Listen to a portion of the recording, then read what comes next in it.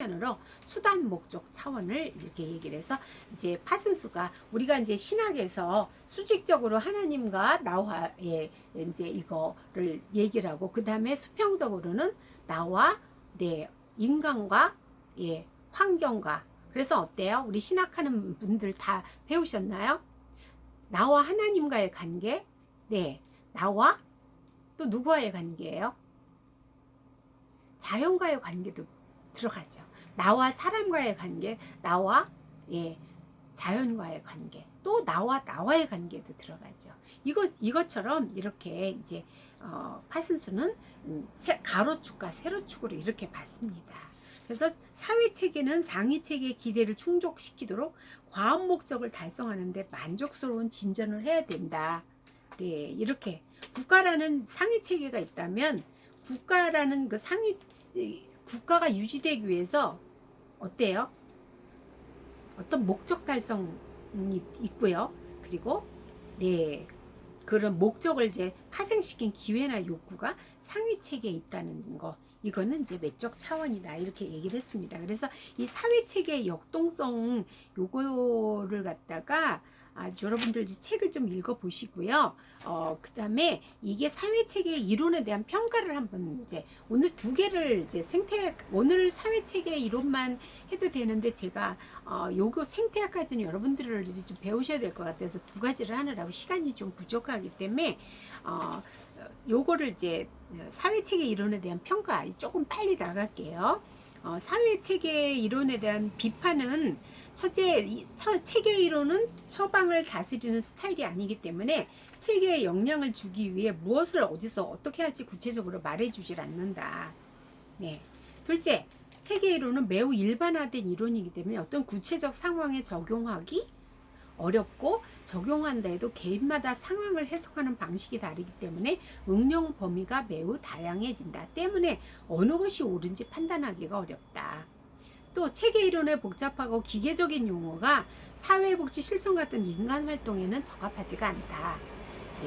사회체계 이론의 제한점은 이론이라기보다 하나의 모델이나 도표적 접근 방법이며 체계와 관련되는 복잡한 요인을 정확하게 측정하고 기술하기가 어렵고 인간관계를 구체화하기가 힘들어서 과학적 검증은 어렵다. 이렇게 볼 수 있겠습니다. 그래서 이제 연관성을 한번 보면요. 사회복지와 실천과 연관성을 보면 이 사회체계로는 이제 사회복지 실천의 기초로서 인간 행동에 대한 이해를 도울 수 있는 개인과 환경의 상호작용, 상호관계, 본질을 조명해 줄 수 있다. 그래서 이제 유용성을 보겠습니다. 첫째, 과거의 다른 실천 모델보다 넓은 관점과 관심 영역을 포괄적으로 볼 수 있게 한다. 그래서 문제를 사용할 때 문제와 관련된 많은 체계를 접촉해서 정보를 얻어내므로 개인으로부터 나오는 정보에만 의지하던 과거의 방법보다 훨씬 다양하고 객관적인 정보를 획득할 수 있다. 이건 무슨 얘기냐? 내 내담자가 그 부모와 같이 아이의 문제를 가지고 왔는데 부모의 얘기와 아이의 그런 그걸 이제 이렇게 호소하는 내용만 가지고 판단하는 것이 아니라 그 아이가 다니는 어린이집 선생님하고도 이 정보를 얻을 수가 있고요. 그 다음에 뭐 학교 학생 또 친구 다양한 이런 체계와 연결지어서 그런 여러 가지 이 아이의 문제를 갖다가 알아낼 때 훨씬 더 객관적으로 좋은 정보를 많이 얻을 수 있거든요. 이런 얘기를 하는 거죠. 객관적인 정보를 획득할 수가 있고요. 둘째, 개인, 집단, 공동체를 포함한 다양한 크기의 체계에 적용되는 이론으로서 개입을 위한 실천 모델을 활용함에 있어서 어느 한 가지 모델에 치우치지 않고 보다 다양한 모델을 절충적으로 선택하고 활용할 수 있습니다. 그래서 사회복지사는 클라이언트를 돕기 위해서 다양한 수준의 사람이나 체계와 일할 수 이건 뭐예요? 다양한 수준의 사람이나 체계와 일할 수 있고 다양한 실천 모델을 적용할 수 있도록 해준다. 근데 아까도 얘기했듯이 내가 이 내 내담자를 갖다가 클라이언트를 갖다 내가 그 사람한테 해줄 수 있는 게 있어요. 그러나 내가 해줄 수 없는 게 있어. 그럴 땐 어때요? 지역사회 그 어떤 체계에 존재하는 체계로 존재하는 것과 연결을 지어서 그래서 외부의 이제 도움을 받고 나는 나대로 도움을 주면서 보다 효율적으로 내담자를 이제 심리 치료를 하면 심리 치료를 할 수 있다는 거죠. 사회 체계 이론은 대상 체계의 속성과 체계 사이의 상호 연관성을 평가함에 있어서 체계 간의 일관성, 상호성, 갈등의 정도와 상태를 규명할 수 있는 개념들을 제공하므로 사정의 도구로도 직접적으로 유용성을 지닌다. 네, 일관성과 이제 상호 관계성 또 갈등의 정도 이런 걸 규명할 수 있는 개념을 갖다 제공한다. 그거죠. 네 번째가 문제를 총체적인 관점에서 이해할 수 있다. 통합적으로 이해할 수 있다는 거죠. 그래서 사회복지사가 개입 시 체계 전체를 변화시키는 전략을 세우는 데 유용하다. 네, 그러면 체계 전체를 변화시키는 데 유용하면 어때요? 가족치료 이렇게 들어갈 수 있겠죠. 또 이 아이의 학교에 문제가 있다. 그럼 학교를 상대로 학교 그 상담 선생님이나 학교의 사회복지사가 있다면 그분을 또한테도 의뢰를 해서 도움을 청할 수가 있겠죠. 이렇게 이제 이 사람의 문제가 가족의 문제면 가족 치료를 이렇게 들어갈 수도 있고 또 학교 생활에서 학교 생활 안에서의 어떤 선생님과의 문제라면 또 그렇게 개입할 수도 있는 거죠. 그래서 사회체계 이론을 활용하는 사회복지사들은 클라이언트 문제에 개입할 때 클라이언트 자신뿐 아니라 전체 환경을 대상으로 접근하기 때문에 개입 과정에 포함되었던 주변 체계들에 대해서 개입 후에도 클라이언트를 위한 지지 체계로 활용할 수 있다. 네, 그렇겠죠. 그래서 저 같은 경우는 놀이 치료를 하면서 그 아이가 좋아지는 걸 갖다 누굴 통해서 확인했냐? 아이가 다니는 어린이집 담임 선생님을 통해서 확인을 했습니다. 가끔 통화를 했고요. 그리고 부모들이 매주 아이를 데리고 오면서 그 발달장애 아이가 좋아지는 그거를 부모들이 와서 선생님을 통해서 오늘은 이랬어요. 얘가 오늘은 성찬이가 이렇게 했어요. 얘가 돌아다니는 애가 앉아서 같이 아이들하고 상호작용을 하기 시작합니다. 또 오늘은요 같이 예배를 드리는데요 우리 성찬이가요 너무 선생님이 기뻐서 기도를 시켰더니 기도를 했어요. 이렇게 아이가 변하는 거를 저는 이제 그 어린이집 담임 선생님을 통해서도 직접 듣기도 하고 그리고 부모를 통해서 듣기도 했습니다. 이것이 바로 이제 주변 체계들에 대해서 개입 후에 클라이언트를 위한 지지 체계로 활용될 수 있죠. 그래서 내가 치료사니까 그 선생님한테 무엇을 부탁할 수 있겠죠. 이 아이는요 이러하니까 어떤 점에서 좀 더 선생님이 마음을 써주시고 개입을 해주셨으면 좋겠습니다. 그리고 이제 근데 그런 제가 이제 예를 든다면 이 아이가 발달장애 아이잖아요. 그렇다면 그 아이를 갖다가 이렇게 좋아지는 만큼 선생님도 그 아이에게 뭔가 자꾸 아이한테 뭔가를 이제 주는 거예요. 네가 이걸 해보겠니? 여러 아이들 앞에서 네가 기도를 하겠니? 그리고 정리를 한 거를 이렇게 아이들 앞에서 자랑을 하고 칭찬을 해주고 이러면서 아이를 갖다 자꾸 용기를 주고 북돋아줘서 아이가 점점 좋아지고 언어 발달도 촉진되고요. 예, 그래서 아이들과 상호작용을 많이 하면 할수록 애들의 언어 발달이 대부분 발달장애 아이들 이거 언어도 잘 안 되거든요. 근데 그런 것이 점점 나아지는 거 이런 걸 그래서 클라이언트를 위한 지지 체계로 주변에 있는 그런 이제 체계를 활용할 수 있다 이렇게 이제 볼 수 있겠습니다. 그래서 오늘 258페이지 이렇게 이 사회 이제 체계 일반 체계 이론에 관련된 거는 이렇게 이제 간단하게 또 마치고요. 그리고 생태학 이론으로 들어가 보겠습니다. 페이지 261페이지입니다.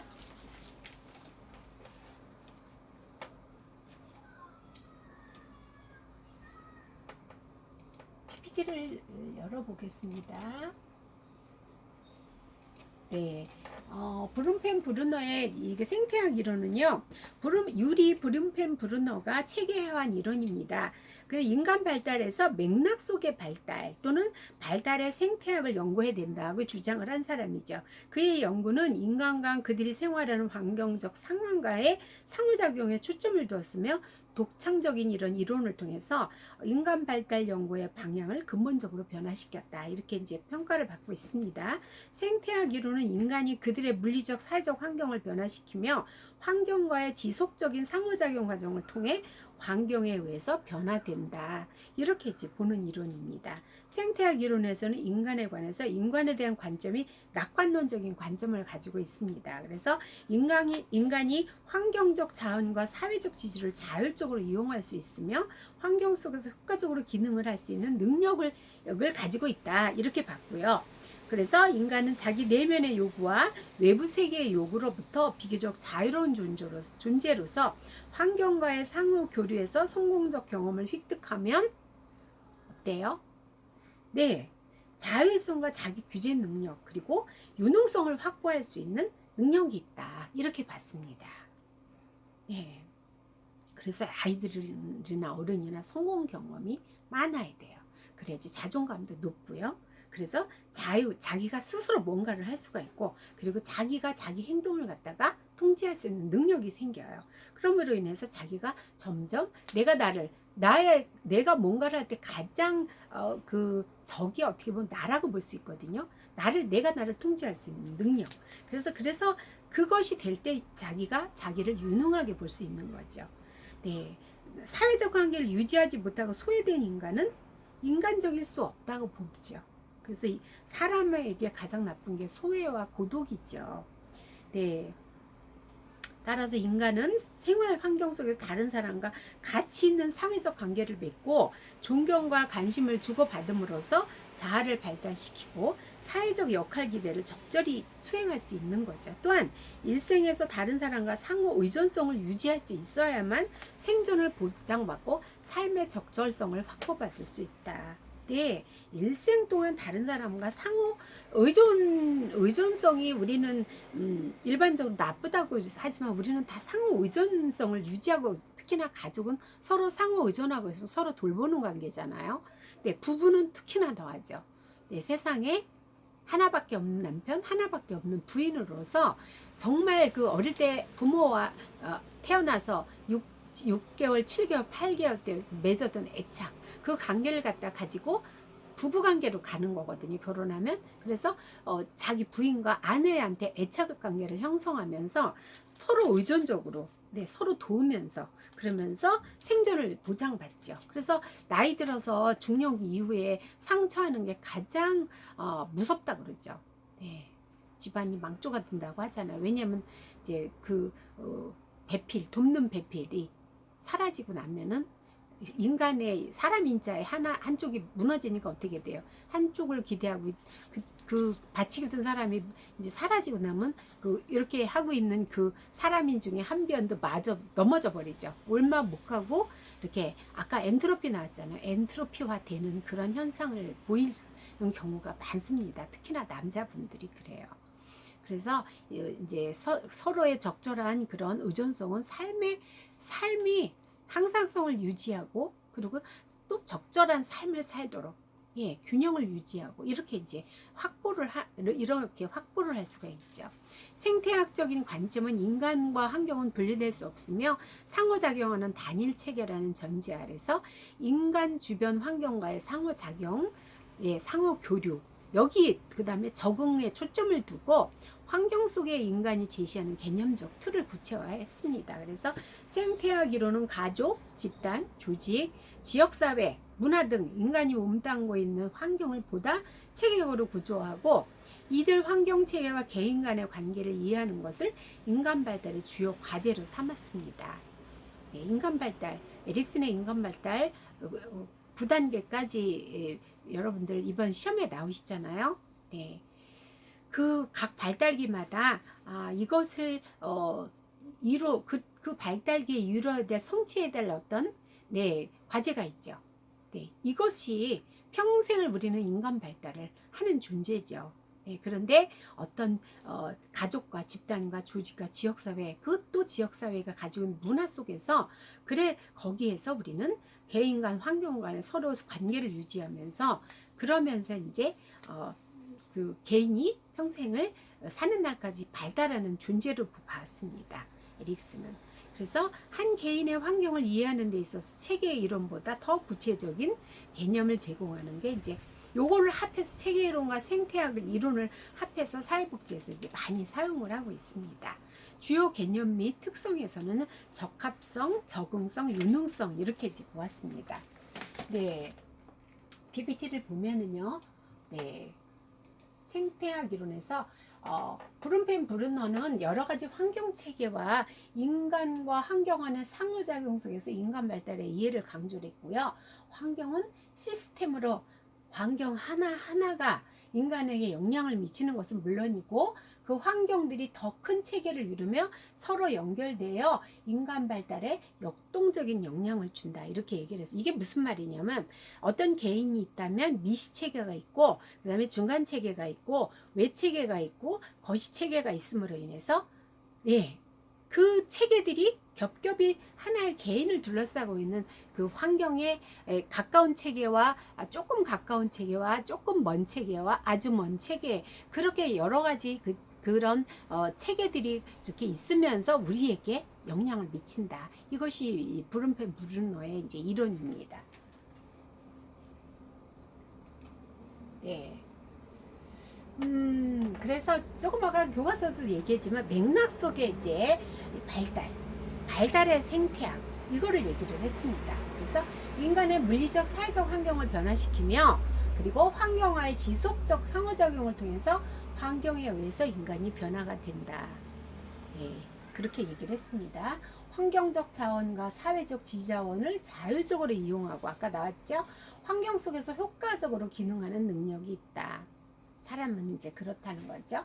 인간은 자기 내면 세계의 욕구라고 볼 수 있죠.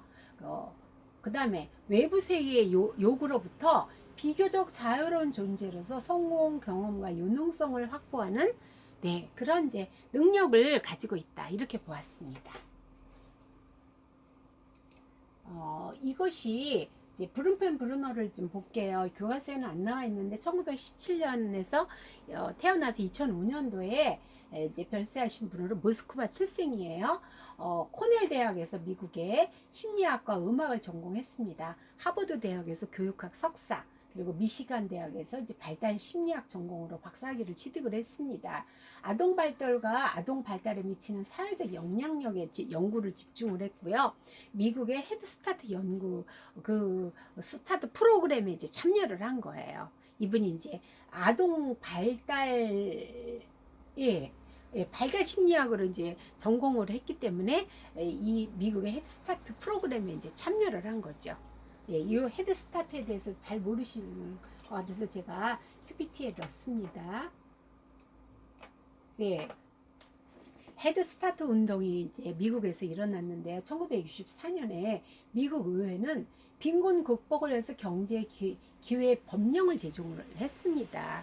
그래서 이 법령에 따라서 이제 법령을 구체화하기 위해서 생긴 프로젝트로 경제 사회적으로 불리한 입장에 있는 아이들 를 대상으로 그들이 이제 지금 요즘에 그 미국의 그 경찰이 이제 과잉 진압으로 인해서 사람이 이제 죽고 나니까 엄청난 지금 그 폭동 정도까지도 됐잖아요. 그 바로 이제 그 흑인들이 슬럼가에서 아이들을 갖다 제대로 교육을 못 시키고 그냥 방치된 상태로 자라는 게 얘네들이 초등학교 와가지고 적응을 못 하는 거예요. 기초 교육이 없다 보니까. 그래서 이제 헤드스타트 운동. 나중에 어떻게 되냐. 이 아이들이 제대로 사회에 적응 못하고 범죄율이 높다 보니까 사회적 비용이 너무 많이 드는 거예요. 그래서 이걸 어떻게 할 것인가. 근데 개입을 갖다 어린 아이들 있는 부모나 없는 부모의 자식이나 똑같은 스타트 출발선을 똑같이 해야 되는데 이것을 갖다가 없는 부모들한테는 국가에서 개입을 해서 하겠다는 의지를 가지고 이것이 헤드스타트 운동이 만들어졌습니다.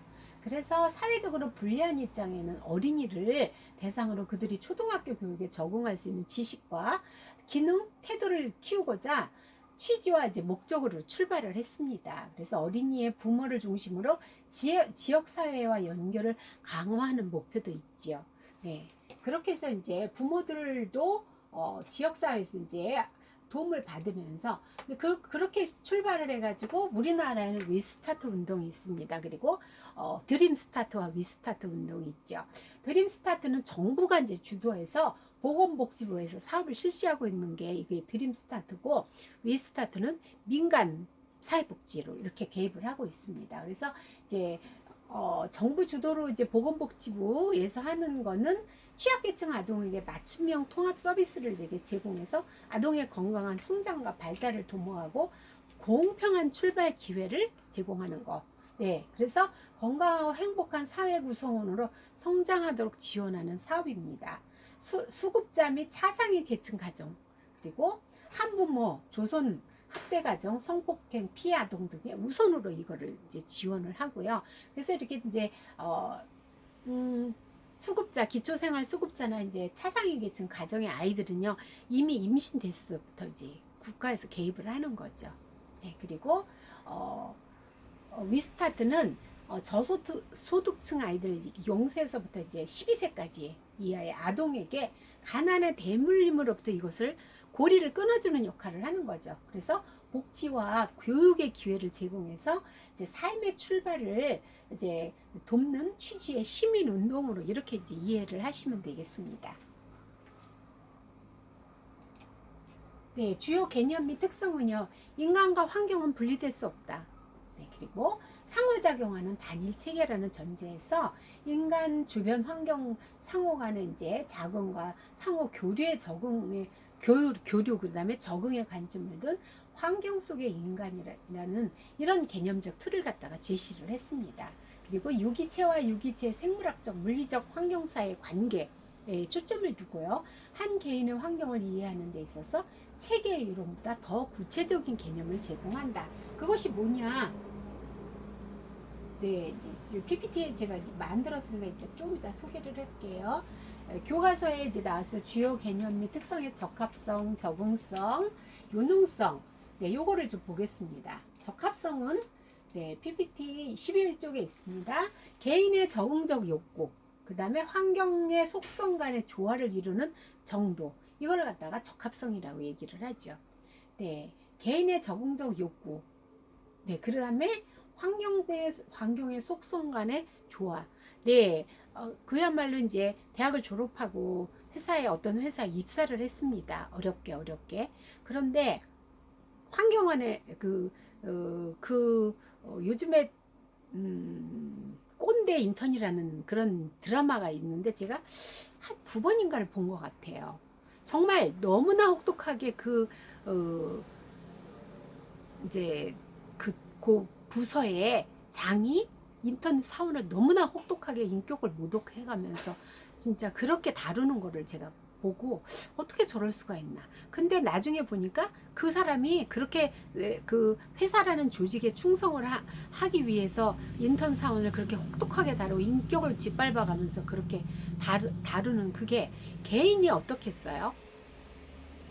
여기에 지금 나오는 그 환경의 속성 간의 조화를 이루는 정도가 정말 너무 아닌 거죠. 그러다 보니까 본인의 적응 능력, 그거 어떻게든지 적응해 보려고 애를 쓰고 자기 엄마를 생각하고 해서 적응하려고 애를 쓰는데 정말 자기 자신이 이렇게 그 쓸모없는 인간으로 변해가는 느낌을 느끼겠구나. 저는 그걸 보면서 그걸 생각했습니다. 완전히 진짜 자괴감을 들 정도로 그렇게 짓밟아가는 그런 걸 봤습니다. 네, 그래서 또 그 다음에 적응성이 있죠. 적응성은 인간이 환경에 대한 적응 수준을 유지하고 높이고자 하는 사용하는 지속적이고 변화지향적이며 인지적이고 감각적이고 지각적인 행동적인 과정이다. 이렇게 봤습니다. 우리는 누구나 환경에 적응하려고 굉장히 애를 많이 써요. 그래서 엄마 아버지가 이혼을 해가지고 이제 각자 이렇게 엄마하고 살게 되는 아이들, 아빠하고 살게 되는 아이들, 그 아이들 적응하려고 엄청 애를 쓰거든요. 대부분 이혼하면 어떻게 돼요? 이사 가야죠. 학교 옮기죠. 그 새로운 환경에 적응하면서 엄마 아빠의 기능이 반토막이 나버렸기 때문에 네, 대부분 아버지도 일하러 나가 엄마도 일하러 나가 그 집의 아이들은요 정서적인 지원을 해줄 사람이 별로 없고요. 너무 이제 생활에 이제 매달리다 보니까 그래서 이 아이들이 굉장히 힘들어요. 그래서 나름의 적응하려고 많이 애를 써요. 근데 청소년기에 잘못된 길로 얘가 갔다. 그럼 그것도 그 아이가 나름의 적응하려고 애쓰다가 그렇게 간 거예요. 왜? 그런 그 한부모 가정 아이들 또는 재혼 가정의 아이들, 저와 비슷한 아이들끼리만 서로 말이 통할 수 있거든요. 내 마음을 이해해 줄 수 있는 아이들, 그리고 내 환경이 이런 거를 친구에게 보여주고 싶지 않기 때문에 소위 정상적인 가정의 아이들하고는 소통을 하는데 한계가 있어서 이렇게 아까 경계 있었죠. 경계를 멀리 두고 사귀죠. 내 경계 어디까지 들어올 수 있는지. 근데 대부분 멀리 두죠, 경계를. 이렇게 나름의 굉장히 적응하려고 많이 애를 씁니다, 애들이. 그런데 나중에 한계가 있죠. 그래서 이제 자기도 모르게 그것이 나쁜 길인지, 왜냐하면 정서적인 지지를 받는 게 아무래도 이제 적다 보니까 굉장히 아이들이 청소년기에 방황을 많이 하고 자기의 인생을 앞으로 어떻게 살 것인가를 써야 될 때 이 아이들은 방황을 하면서 에너지를 다 낭비해 버리는 거죠. 네. 그래서 참 안타깝죠. 유능성은 개인이 환경과 효과적으로 상호작용할 수 있는 능력이 있지라고 이렇게 얘기를 했습니다. 네, 유능성은 네, 환경과 이제 효과적으로 그 상호작용할 수 있는 대인관계를 잘하는 사람도 있고요. 네, 그 능력이 뛰어난 사람도 있죠. 하나의 생존 기제라고 보면 되겠습니다. 그리고 또 어떤 학습을 잘해서 그래서 이제 학습하는 능력이 뛰어난 건 학습을 잘하는 상호작용을 잘할 수 있는 능력이 있는 거죠. 이 유능성을 이렇게 이해하시면 되겠습니다. 네, 또 보면은요, 네, 상호작용, 상호교류, 공유 영역 이거를 또 한번 보겠습니다. 상호작용 보겠습니다. PPT 13쪽이에요. 네. 상호작용, 개인과 환경이라는 두 요소가 서로 영향을 미치거나 또한 분리된 정체성을 보유하는 것. 각자 그 개인과 그 환경이 서로 영향을 미치기는 하지만 네, 각자 자기의 개인의 어떤 고유성을 갖다가 보유하고 있는 거, 이걸 갖다가 잘 상호작용하는 거라고 이렇게 볼 수 있겠습니다. 친구 만나서 서로 영향을 주고 받아요. 그러나 내가 나라는 정체성은 네, 가지고 있죠. 근데 친구의 어떤 좋은 점을 발견했을 때 그것을 갖다 내가 배우면 내 정체성은 유지하되 그 아이가 굉장히 성품이 온화하다. 네, 내가 좀 화나는 얘기를 해도 잘 이해해주고 나를 갖다 수용해준다. 그러면 고마우니까 그런 부분을 내가 닮아갈 수는 있지만 나의 정체성을 유지하는 거죠. 네. 그리고 상호 교류는 개인과 환경이 한 단위 관련해서 체계로 합쳐질 뿐 아니라 개인과 환경 간의 영향의 상호에 서로 네, 주고받고 네. 그 다음에 이제 공유형은 개인과 환경이 상호작용한 어떤 지점. 네. 그래서 그 지점이라는 건 또 뭐예요? 네. 어떤 비밀스러운 이야기를 친구 둘이서 가지고 있어요. 야, 엄마가 PC방에 가는 거 일주일에 주말에만 가기로 허락했는데 오늘 야, 너랑 나랑 특별히 한번 1시간만 놀아볼까? 그리고 가서 PC방에서 1시간 놀고 왔어요. 그러면 뭐예요? 공유 영역이 되는 거죠. 네. 엄마 아버지와 그 아이만 둘이만 아는 엄마 아버지 모르는 비밀의 공유 영역이 되는 거죠. 이런 이제 이론으로 근데 이렇게 이것을 갖다 이제 요걸 한번 보세요. 제가 이렇게 이제 미시체계 가장 미시체계는요 브룬벤 브루너의 미시체계, 중간체계, 외체계, 거시체계로 이렇게 봤는데 미시체계는 가장 서로 영향을 주고받는 체계를 미시체계라고 그래요. 가장 중요한 체계가 가족체계죠. 미시체계 중에. 그 다음에 학교, 그 다음에 이제 친구, 그 다음에 뭐 놀이터도 될 수 있고요. 교회, 네 이렇게. 그 다음에 또 중간체계 어떨까요? 우리 엄마 아버지가 우리 동네에 있는 병원, 네.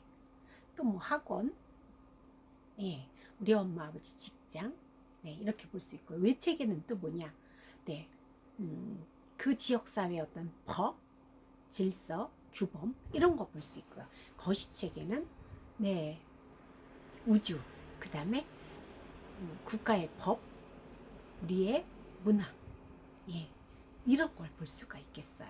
이런 것이 우리 개인이라는 한 사람이 암을 둘러싸고는 그 겹겹이 둘러싸고는 환경 체계를 갖다 이렇게 나눈 거로 보시면 이해가 빠르겠습니다. 그래서 PPT 16쪽을 한번 볼까요? 제가 이제 아동을 넣어놨습니다. 브룸펜브르나의 생태학 체계에서 이제 보면 아동이라는 개인이 있는데 미시 체계는 학교와 놀이터, 유아원, 그 다음에 또래, 병원, 네, 가족. 제일 중요한 게 가족이죠. 가족 체계죠.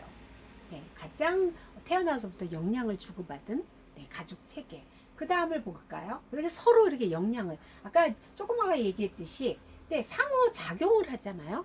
그리고 상호 교류를 하죠. 네, 그리고 어떤 공유된 영역이 있어요. 가족은 어때요? 같이 먹고 같이 자고, 네, 같이 운명 공동체로서 이제 가족이라는 운명 공동체로서 함께 이렇게 의식주를 함께 이제 공유하고 있잖아요. 그러면서 특별히 친한 우리 형하고 둘이 더 많이 공유된 시간을 많이 가지고 있어. 엄마가 일하러 나가시니까 형하고 나하고 둘이서 공유된 시간이 많아요. 이렇게 이제 보시면 되겠습니다. 그래서 개인과 어떤 그 다음에 외체계를 볼까요? 이게 서로 상호작용을 하죠. 이 체계들이. 그 다음에 상호 교류를 하고 공유된 어떤 영역이 있죠. 외체계, 학대 가족, 이웃, 그 다음에 가족의 친구, 대중매체, 사회복지기관, 교육위원회, 법률서비스 이렇게 이제 보시면 되겠습니다. 그 다음에 거시체계는 문화적인 가치와 그 다음에 법, 관습, 네, 하위문화, 예, 그 다음에 시간체계가 있어요. 그 옆에 보시면 PPT 16번에 옆에 시간체계로 화살표가 쫙 나와 있습니다. 이게 뭐냐면 개인이 아이가 만약에 15살인데 태어나서 지금까지 15년을 살았어요. 그 15년을 사는 동안에 네, 15년을 사는 동안에 어떤 일이 있었는가? 우리 부모님이 내가 12살 때 이혼을 하셨다. 그럼 그 시간체계 안에 그 사건이 들어가 있는 거예요. 그렇게 이해하시면 되겠습니다. 그래서 일생 동안의 개인과 환경의 변화죠. 그래서 그 밑에 보면 17번째가 이제 조금 더 이렇게 또 이렇게 네, 요거를 PPT를 한번 참고해서 보세요. 네, 인간은 적응하고 서로 이렇게 좋은 것을 주고받고 또 스트레스를 받기도 하면서 대처 능력도 발달시키고요. 그 다음에 관계와 유능성과 거기서 자존감과 자기 조절 능력을 네, 키우면서 이제 계속 발달하죠. 그리고 그것은 이제 거주 환경과 생활 과정에서 이것이 만들어진다. 이렇게 보면 되겠습니다. 네. 그래서 여기 쭉 설명이 나와 있어요. 미시체계, 중간체계, 네, 그 다음에 시간체계까지 제가 그래서 어떤 시대에 이제 출생해서 성장했는지 따라 개인은 발달과 삶에 큰 영향을 받죠. 근데 역사 큰 체계에서 우리가 이제 날씨의 영향도 받잖아요. 거시체계에서. 그 다음에 역사도 영향을 받죠. 만약에 6.25 때 우리가 태어났다. 그러면 그때